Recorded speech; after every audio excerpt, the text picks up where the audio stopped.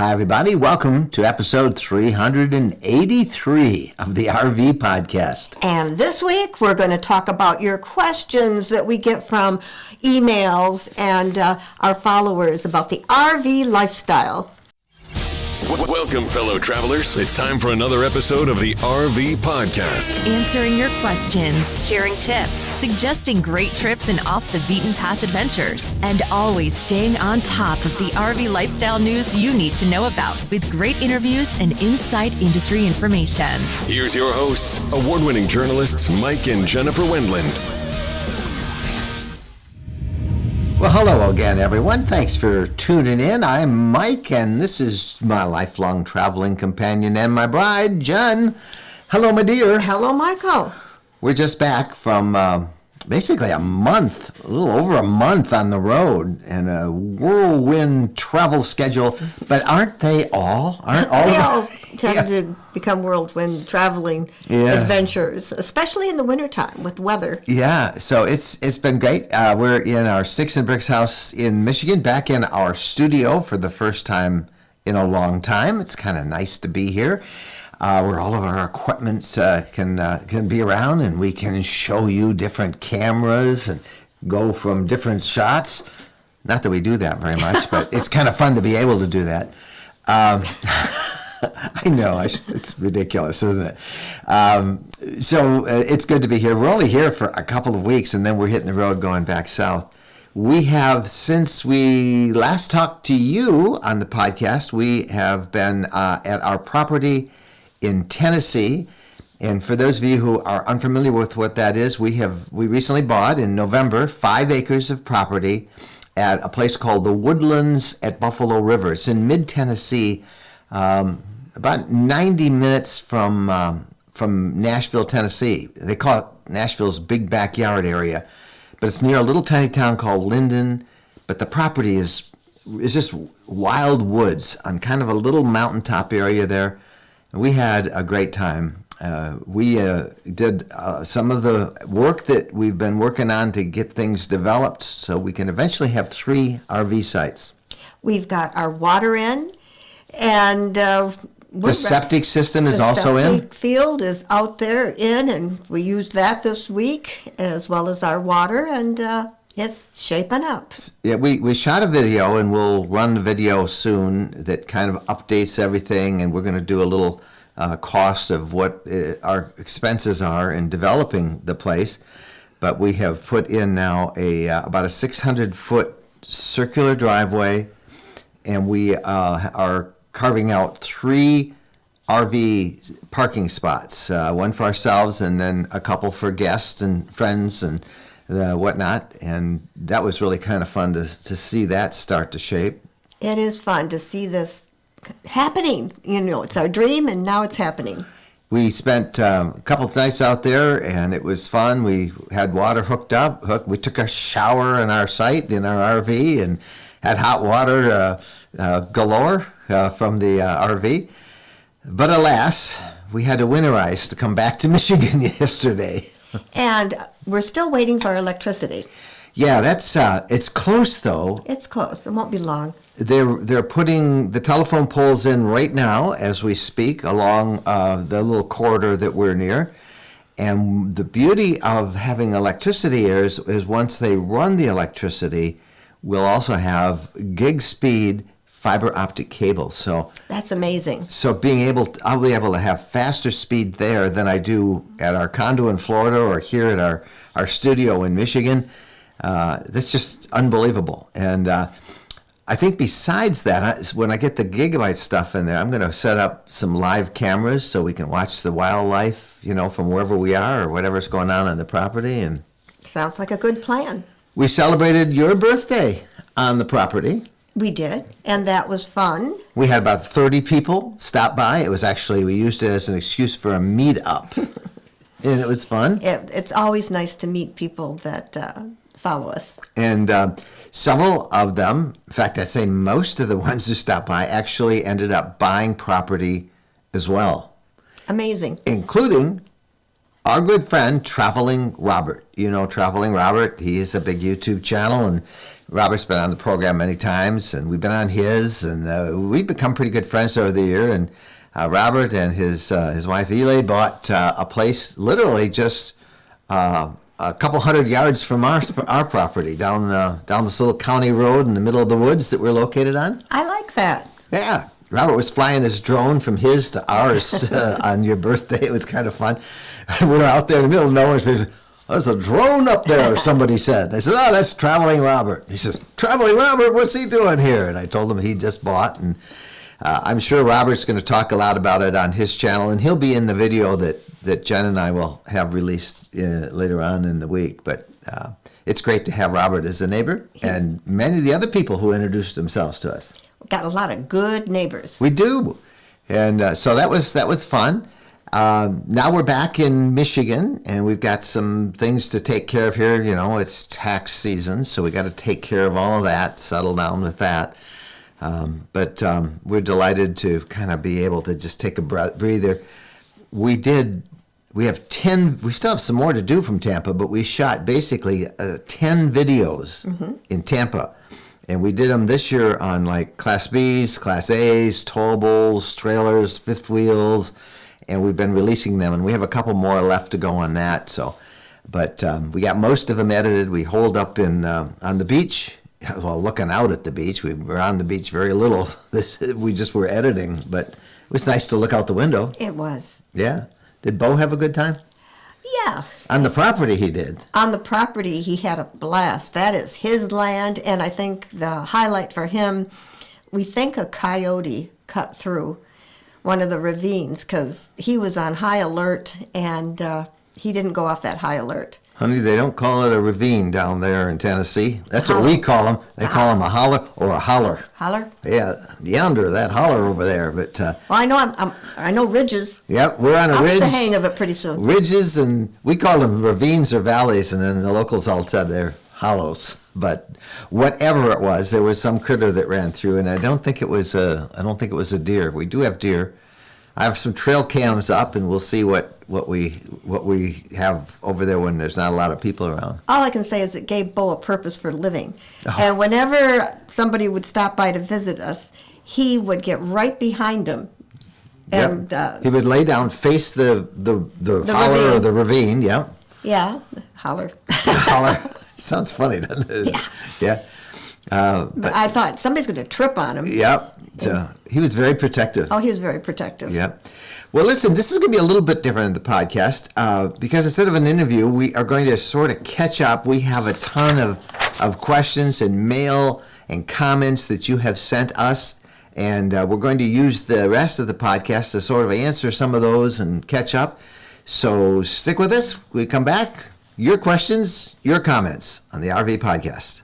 Have you ever thought of owning your own land for camping or a homestead? Tennessee Land and Lakes is selling off a 1,500-acre estate known as the Woodlands at Buffalo River in large acreage properties from 5 to 126-acre homesteads. Unlike most properties, these are virtually unrestricted, allowing year-round living in an incredible natural setting. These are multi-use properties. You can camp on them, build a dream house if you want, a cabin, a barn, a garage. It's your land, and there's no HOA, no rules. It's your property, your way.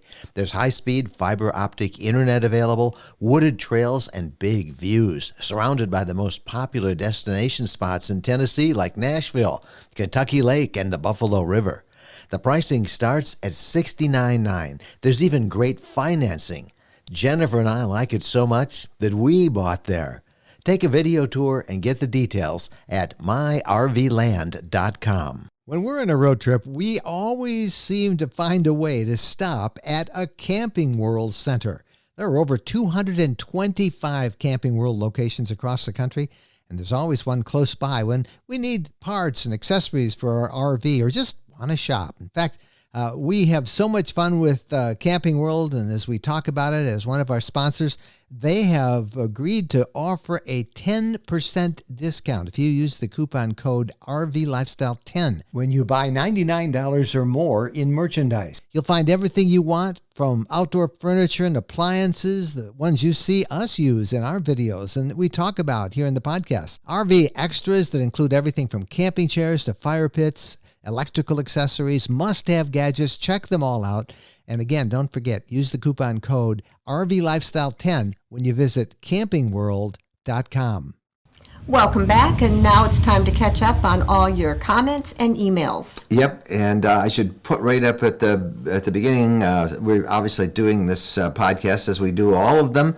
The audio version, of course, available on your favorite podcast app, iTunes, Android, whatever it is, Spotify. We're on all of those platforms, and you can also listen to us on the blog, rvlifestyle.com.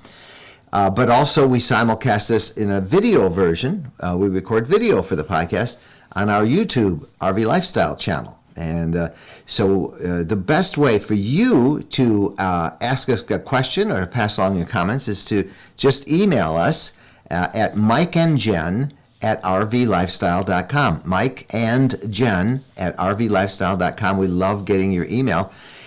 First is we have a comment that we want to pass along. This was sent us by Mickey, and it was just sent this. We got this morning, and he said, "I don't understand all the talk about it taking 1 to 2 years to get an RV. In driving from Texas to Santa Rosa Beach, Florida, the RV sales lots are loaded now with drivable and pull-through RVs. We watch you and many others all saying the same, but if I wanted to buy something, I can't see a problem finding one from the large inventory offered today. Maybe somewhere else, but along I-10, the RV lots are loaded." Well, Mickey, that's great. I mean, I'm not sure whether these are new or used RVs. It's very hard to get a new one.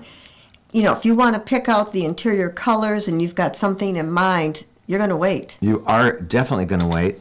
The delays are still there. We just came back from Tampa, and every manufacturer, not just to us, but when people would ask how long will it take to get something ordered, they all say the same thing, that it's months.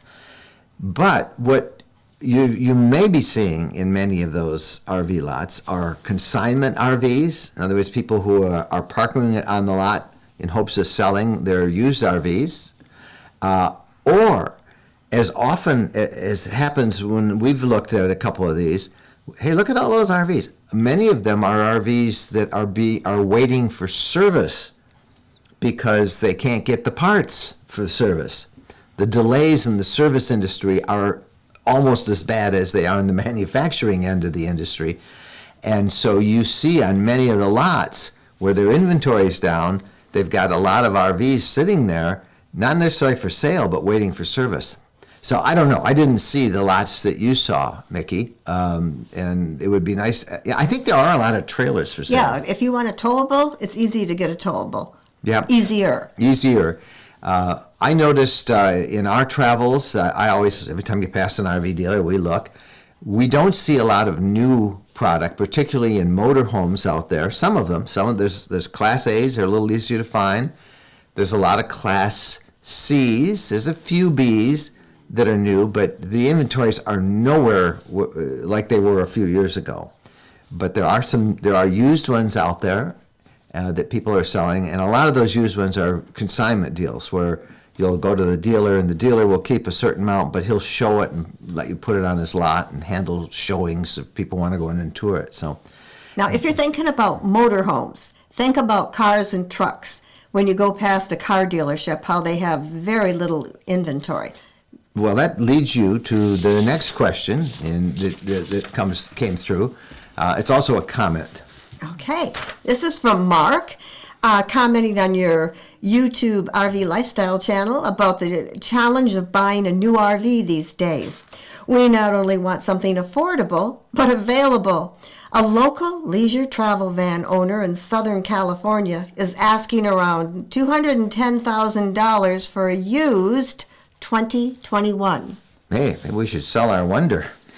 And we won't have one. Well, Leisure is one of the companies in which buying a new one is as long as 3 years, some dealers will tell you. So the prices of used leisure travel vans, particularly relatively new ones like a 2021, are astronomical. And that's I've not heard of that. I mean, $210,000 for a year-old RV. That's more than what it sold for originally. Yes, it is. Yeah. That's amazing. But here's the note that came from another listener, and this is from Jeff, because it isn't just RVs that there are problems with. He said, and how's this for irony? He says this. He says, I can get the fifth wheel I want today. I can get same day delivery. We want to get a fifth wheel, but I need a truck to haul it. And I can't get the new 3/4 ton pickup I want for 7 months. My RV dealer says, that's just a guess. My car dealer, the truck dealer says, that's just a guess. It may take even longer to get the new truck. What is happening here? Well, this is the same shortage that you see, in parts and inventory, and the delay in getting RVs manufactured is also probably even more strenuously being felt in the automobile industry because of those chips, those microchips that kind of control the RV. It's a mess out there. Yeah, it really is. So I don't see an end in sight, do you? Well, I don't know. They keep talking about building chips, and I read that one company that had started in the U.S. ended up having to recall a bunch of the chips because the medium that they made them with or whatever was contaminated. But it takes a long time to build up those chip factories and then to get everything working. The truck problem is really there, particularly on bigger trucks that you would need to haul a towable or a fifth wheel, 3/4 size. So it is it's not easy to find them. They're out there. I mean, we saw some prices. We had a guy come by our meetup in Tennessee, and he had a 2018, I think it was an F350. It was a big heavy-duty Ford, and he bought it used 2018, and I asked him if he didn't mind sharing the price. He said he paid $70,000 for it, for a 2018 heavy-duty truck, and he's pulling a great big long Airstream with it. But it was a beautiful truck, but man, that's a lot of money for something that's that old. Yeah. So trucks and RVs, Cars. cars, they're all in short supplies. All right, more questions from you guys. All right, this is from Dave and Sally. My wife and I are full-timers, but want to find a place to park for a few months at a time where it's warm, Florida or South Texas. Can you point us to a source of information of available land for RVs that have no restrictions, like the land you bought in Tennessee? I assume that he wants to buy land, and I have had so many people ask me, is there a directory or is there a place to go? And not that I know of. There is no central repository of places like the woodlands that we bought at in Tennessee. That is, raw land, raw acreage that you can do pretty much whatever you want. You can put your RVs in, or you can build a house, but you don't have to do anything in any particular set period of time. There is no directory that I know of like that. What you have to do is search it out in the area you want, and the way to do that is Google it. Look for land near me, undeveloped land near me. And then you will get a list of properties. Zillow might have some raw land that you could find, or Realtor.com. You could search those areas, those sites in the areas you want to go. But then you got to call a realtor. You got to somehow have them reach out to the seller and have it disclose what kind of restrictions are on the property. We've heard all sorts of stories from people who bought at the woodlands where we are, of people wanting to buy in different parts of the country, but the restrictions make it very prohibitive. Yeah, this is rare, what we found. Yeah. And by the way, It's interesting the way they sell land down there on the Woodlands. I'll put a link. It's just myrvland.com. But what they do is once a month or so, they have a day in which people make appointments and they sell it all in a day. And I guess the reason is it saves them the cost of having an office where you have people staffed and then people call them and they come out and look at the property and you got to go out and you got to get somebody else to watch the office while you're gone. So instead they make appointments, they do some of the pre-checks on the phone, they find out what people want, they come up with a list of properties that are available, and then on one particular day you show up, you get an appointment, a couple-hour appointment, you go out and look at the land. And that's the way they do it. The next time, that's what they did on the 12th, on Jennifer's birthday, when we met so many of the people who had bought that day. And they're doing it again at the Woodlands on March 19th. And we'll try to be there. We may be back there. We kind of are visiting our place about every month, as we have little projects we want to get done. And it's kind of fun to go when everybody else is there. So if we can, we'll be there on the 19th as well. But March 19th, and if you're interested in that site, the Woodlands, there's a link on the screen at myrvland.com. But I don't know of any other place around the country. You just have to search yourself, use the internet. If you're looking in North Carolina property. We're looking in Michigan. We would like to buy some acreage in Michigan so that we could go around a little closer to our Sticks and Bricks house. And it's hard. We've been looking since last fall. It sells. It's listed and it's gone. I have a list. I get a mailing every morning about property in the area that we're looking for that becomes available. And, there's usually one or two a day, but by the next day, oftentimes it's sold. So you really have to move fast. And we want to see it. We want to walk it. There isn't time to be indecisive. Yeah. I these folks, I know they're buying it in Tennessee. They're going the same day and they're buying it. Mm-hmm.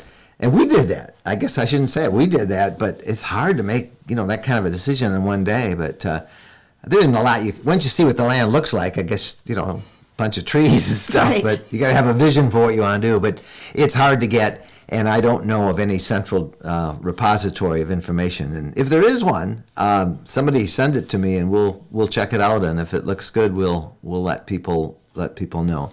Okay, here's a question from let's see. From James. From James. I'm sorry, I couldn't find it. James says, we are wondering if we can install the Starlink system from SpaceX in our RV for remote work. We need fast and reliable service, and this sounds perfect for us. Can you tell me how to get it installed in our Class A motorhome? You can't, not yet. Someday, yeah. The Starlink system, of course, that's Elon Musk and SpaceX, and they have this, they call it a constellation of low-orbiting Earth satellites that provide very fast internet service. They have many parts of the country can now get the terrestrial version of it. In other words, where you have a permanent dish on a permanent location.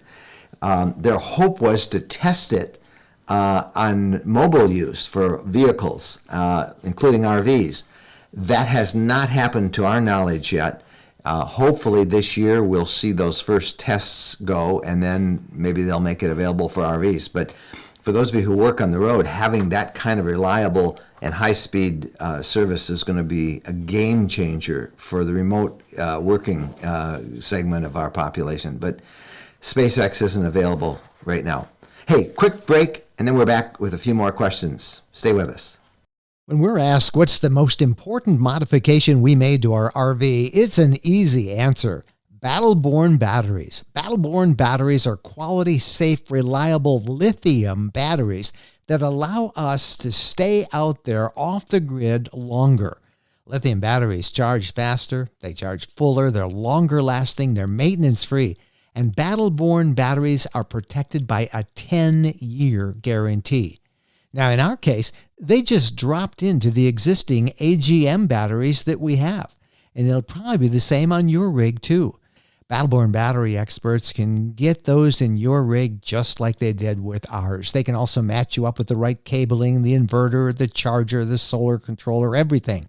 Jennifer and I swear by our Battleborn batteries. They allow us to boondock off the grid. Check them out. Go to rvlifestyle.com/lithium. rvlifestyle.com/lithium. All right, welcome back. We are continuing catching up on our email and the comments that come to us each week. So let's get right back to it. You got one? I do. This one is from Mark. I have a question about your freshwater tank. If you have normal use with cooking and stuff like that, how many showers do you get up before the tank fills up? I know this is subjective, but just as a gauge, what's a ballpark number? Well, we've got a 33.5-gallon tank, and normally we can, stay out about 6 days? What do you think? Well, I think we get about six to 8 showers. Yeah. And there's 2 of us, so that's like 4 days. Yeah. You got to be quick. These aren't like the Navy showers where you turn it on and turn it off. And so they're nice showers, but they're not like 10-minute long. Not like at home. Yeah, not like at home where I can stay in for a half hour. But we used it, for example, when we were boondocking on our land this past week, we showered both days. So that's 4 showers. We did 2 nights, 4 showers. And I think the tank was maybe 25-30% full. Yeah, now when I it's doing emptied dishes. it in our new sewer system on our land. But in the freshwater tank, you got 33 gallons, and I think you can get by with a couple of gallons in a shower, in a if it's a hot shower. We have that Thermo Insta hot water, and that really helps. That's wonderful. You have instant hot water. You don't waste a bunch of water waiting for it to get warm. Yep. Okay, this one is from Julie, and she says, please settle a bet for us. Are the 3 little windows on a Road Trek real? They were when Road Trek first came out. Yeah, and the old Chevy versions that they had, they were 3 real windows. Cute little windows. Yeah. But alas, with time, the 3 windows have become 3 decals. Yeah, they're decals. And there's a funny story I heard from one of the executives at Road Trek years ago after they started putting those decals in.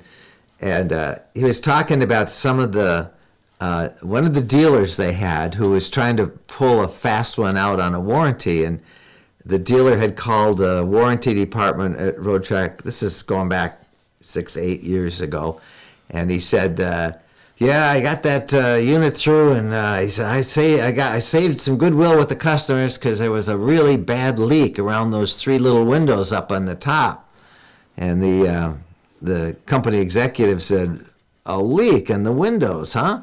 He said, yep, we fixed it. We didn't want to send it back to the factory. We got them back on the road, but we fixed it, and we'll put a warranty claim through it. And the guy said, well, that's very interesting, because if you really went up and looked at them, you'd see that those aren't windows. Those are just decals. And I assume that that place was no longer a dealer of them. But you got to be careful who you buy from. Yeah, but they were so popular, and Road Trek people always would show 3 fingers when you pass somebody, the 3 windows. But they kept that nostalgia. But now they're a decal. So there you go. Darn. Yeah. All right, this question is from Paul. How can we find out about RV shows? And are the same prices we see at those shows really better than we can get at the dealership? I would say yes. Yeah. They don't want to haul them home.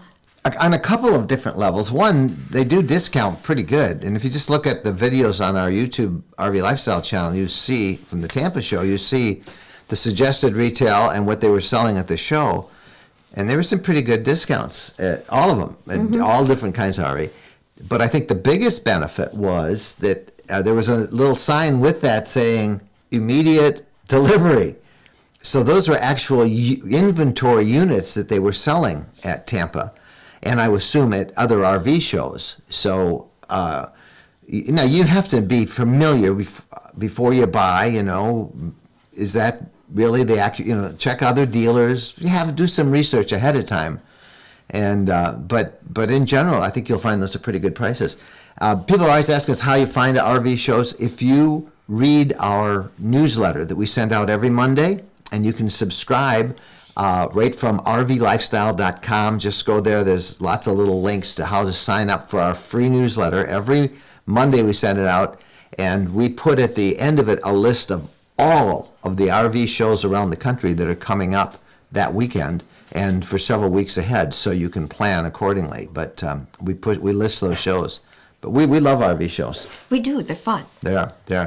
All right, this is one that comes from Kevin. It says, we never hear you talk about maintenance or repair issues with your RVs. Have you ever had your RV in the shop for long periods of time? What problems have you had? Well, we've been lucky. We've never had it have had to have it someplace overnight, have we? We trying to have think been back. extremely fortunate. Now, when we first started out, we had prototypes. Oh, and some of the early road treks that we had. And yes. yeah, that was a little more A complicated. couple of times when we had this was right when lithium battery systems were first coming out, and wiring between the lithium and the inverters and all that stuff. A couple of times I would go up and spend the night there, and I'd work on it for 2 days. But all the RVs we bought, we've never had anything other than that, and that was like experimental, so I don't really count that. Yeah, I don't really count that either. And with the leisure travel vans, that's half the reason that we went with leisure is because they had a good reputation. They're a small company, and We've had no problems. when we have little things that go wrong, And little things, we're fix it. taking it in this week to fix, two things. One of my equalizer jacks, the leveling jacks. We mentioned this a long time ago, 3 or 4 weeks ago, when we were driving down the road. A chunk of concrete broke off and bounced down the road, and it came underneath, and it took one of my jacks and it made it crooked. It didn't break it; it just kind of like loosened. It was mounted like that, and it kind of like. So they got to straighten that out. And then our door, the side door, needs some adjusting. These things are driving down the road. It's like it's in a perpetual earthquake. Yeah, think of that. Think about your roads wherever you live. I mean, I used to think it was just Michigan had bad roads, but now that we're out there, there's a lot of bad roads out there. Yeah, so it's going in to get, and we're just going to have them adjust the door. They showed me how to do it, but I just don't have them doing it. And that's kind of a big issue because the door popped open during one of our drives. I tend to slam the door, much to Jennifer's chagrin. Yes, do not slam. Push. That's pretty good. Push. Yeah. Do that again. I like that. Push it. Yeah, push me out. So, Can't and slam. then we've gotten in the habit since that once happened is we lock it now when we're Yes. driving down the road. We pull it shut, lock it. Yeah. So we're going to have them adjust that. Is there anything else they need to do? I don't think there is anything. We think that the toilet's using too much water, so we're going to ask them if there's an adjustment on that. But at the most, we expect to be in there just a few hours, so that's good. But we do tell you when things go wrong in ours. We tell you all the time. All right, what else we got? Okay, this is from Kendall. I'd like to hear from Jennifer. What's your favorite thing about RVing, and what's your least favorite? I'd like to hear this too. Oh, favorite thing, I think dreaming and thinking about a trip. You think how much fun it's going to be and where you want to go and what you're going to see along the way. The possibilities. The adventure of it. I like to dream about how much fun it's going to be to get away and to do that. I get restless if I'm home too long. And the bad part is, it goes right with it, is packing, trying to think of everything you need and not taking too much, but just the right amount, and planning meals. I like to do that. I'm doing that much more now, thinking, okay, what are we going to eat this day, this day, this day? And then, of course, the flip side, when you get home, you have to unpack all of that. But then usually, we've got our system down now. As soon as we get home, we like to get home not too late. We just bring everything in. Yep. And put it away. Put it where it needs to go. And we don't- I've been known to have a couple loads of laundry done before we go to bed. Well, she and did this last night. We got home about 7, or Sunday night. We got home about 7, and we turned the Super Bowl on as we unloaded the RV, And I'm kind of watching the Super Bowl, and I went and I did a little bit of work on the newsletter that went out Monday morning.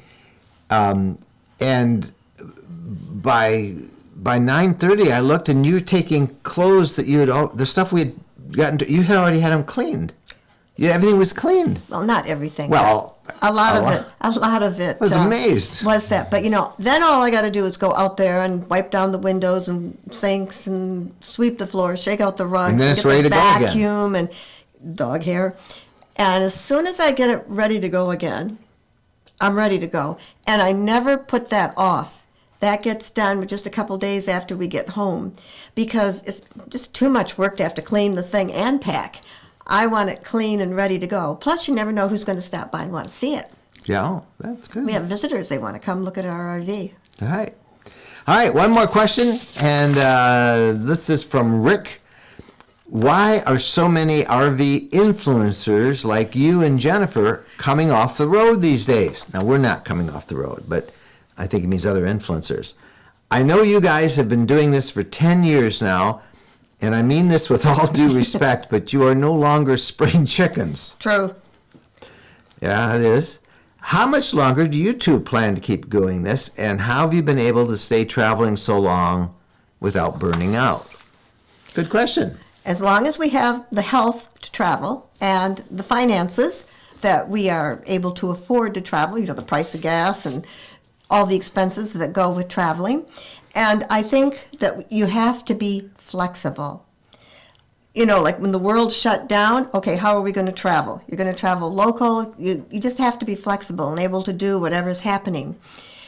I love traveling. I can be happy with things that other people might find boring. I find people interesting when we meet different people. I love the people that we meet. I love the things that we see. Some people just like big cities. I like small towns. I find it all interesting. You always learn when you're out there. Like, when we found that corn farmer that produced popcorn for like the world. I mean, you never know. In the sand hills of Nebraska, it was the popcorn capital of the world, and we interviewed this guy. I mean, there are so many interesting things. This guy was so interesting. He had farms in South Africa, South America, France, and of course in Nebraska. He was like this popcorn king, and we just walked on his farm, and he took us out, showed us all about popcorn. I mean, we would never. Fascinating guy. Very fascinating, and there's a lot of that out there if you go out looking. True, we're not Europe, no, but it's very interesting here. I think that's why we haven't burned out. Is because we both we love meeting people. We are curious. Mm-hmm. We're extremely curious.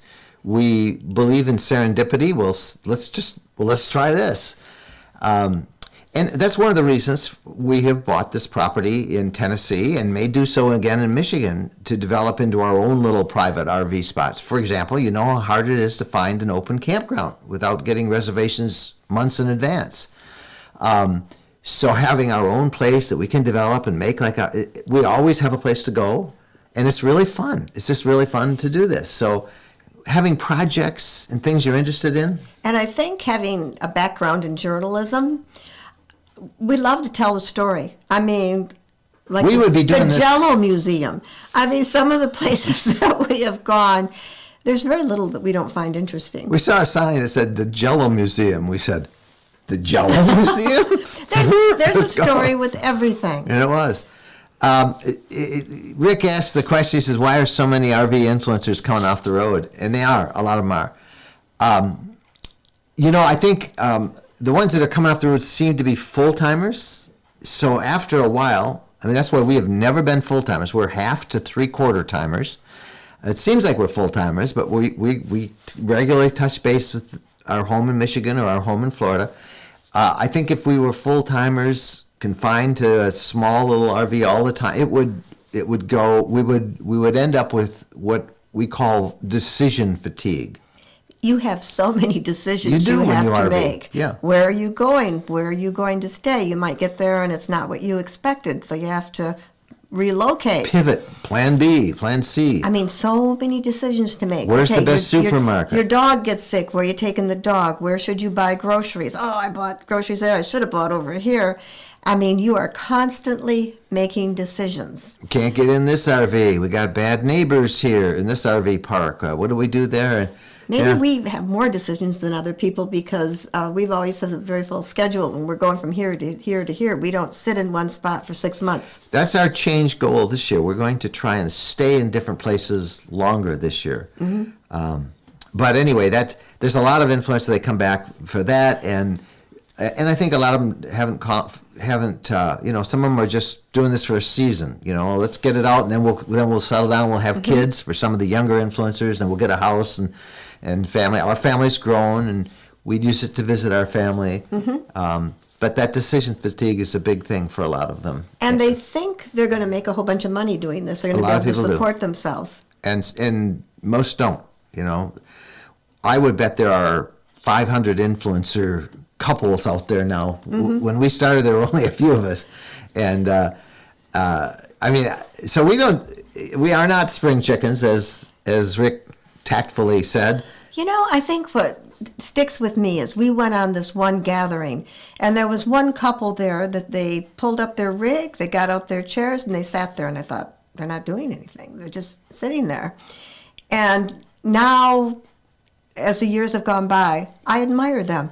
They're not sitting home. They want to get out. They will do what they can do. And they have done all those things before. They've done the hiking and the kayaking, but they're still enjoying the travel. And meeting people and being part of the adventure. We all do what we can do, no matter what your limitation is. Yep. So, no, we are staying out there. We love it, and we'll keep doing it. As long as we can keep As long as we can. Yeah, as long as it's fun. That's another part. It has to be fun. And you'll know, I think you just have to listen to us and you can see how enthusiastic we are about all this stuff. We just love it. But yeah. All right. I think we probably answered way too many questions. and if you stayed with this whole thing and listened to us all, thank you. We appreciate your patience with us. But we caught up with a bunch of email that we wanted to get to. And we'll be back with more interviews next week and get back to our regular schedule. But thank you guys so much for watching. If you do have a comment about anything we've talked about now or any of our videos that you'll see this week, or you have a question, you just email us. You can reach us at mikeandjen@rvlifestyle.com. Thank you guys so much for watching. Happy trails.